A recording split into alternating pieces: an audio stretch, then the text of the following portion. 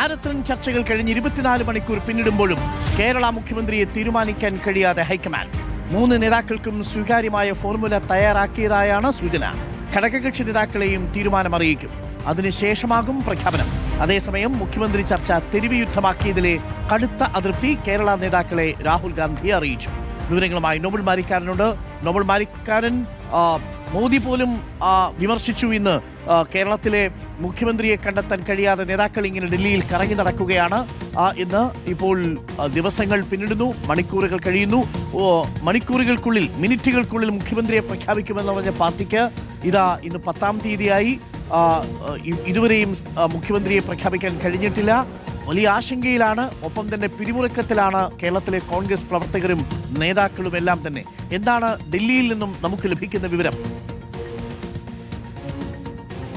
അരുൺ, കേരളത്തിലെ മുഖ്യമന്ത്രി ആര് എന്ന കാര്യത്തിൽ നാളെ വൈകിട്ടോ അല്ലെങ്കിൽ മറ്റന്നാളോ തീരുമാനം കോൺഗ്രസ് ഹൈക്കമാൻഡിന്റെ ഭാഗത്ത് ഉണ്ടാകും എന്ന പ്രതീക്ഷയാണ് ഉള്ളത്. മല്ലികാർജ്ജുൻ ഖാർഗെയും രാഹുൽ ഗാന്ധിയും ഈ തീരുമാനം എടുക്കുന്നതിന് മുമ്പ് സോണിയാഗാന്ധിയുമായി കൂടി ആശയവിനിമയം നടത്തും എന്ന് അറിയാൻ കഴിയുന്നു. പ്രധാനമായും കെ സി വേണുഗോപാലിന്റെയും രമേശ് ചെന്നിത്തലയുടെ പേരാണ് പ്രഥമ പരിഗണനയിൽ ഇപ്പോൾ ഉള്ളത്. വി ഡി സതീശന്റെ പേരും പരിഗണനയിലുണ്ട്.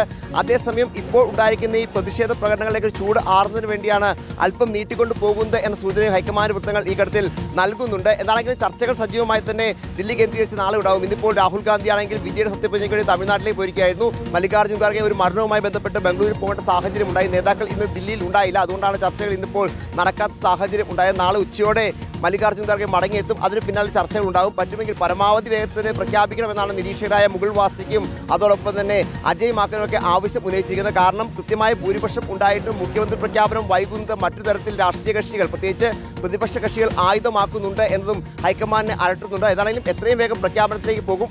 രമേശ് ചെന്നിത്തലയാണോ, കെ സി വേണുഗോപാലാണോ, അല്ലെങ്കിൽ വി ഡി സതീശനാണോ കേരളത്തിലെ മുഖ്യമന്ത്രി എന്താണ് 1 മില്യൺ ചോദ്യം. അതിന് എത്രയും വേഗം ഉത്തരം കിട്ടുമെന്നാണ് ഹൈക്കമാൻഡ് വൃത്തങ്ങൾ ഇപ്പോഴും പ്രതികരിക്കുകയും ചെയ്യുന്നത്. Okay, thank you. നോബൽ മാരിക്കാരനാണ് ദില്ലിയിൽ നിന്ന് വിവരങ്ങൾ നൽകിയത്. നാളെയോ മറ്റന്നാളോ അതിന്റെ പിറ്റേന്നോ ഇതിങ്ങനെ നീണ്ടുപോവുകയാണ് എന്നുള്ളതിലാണ് അണികൾക്കും ആശങ്ക.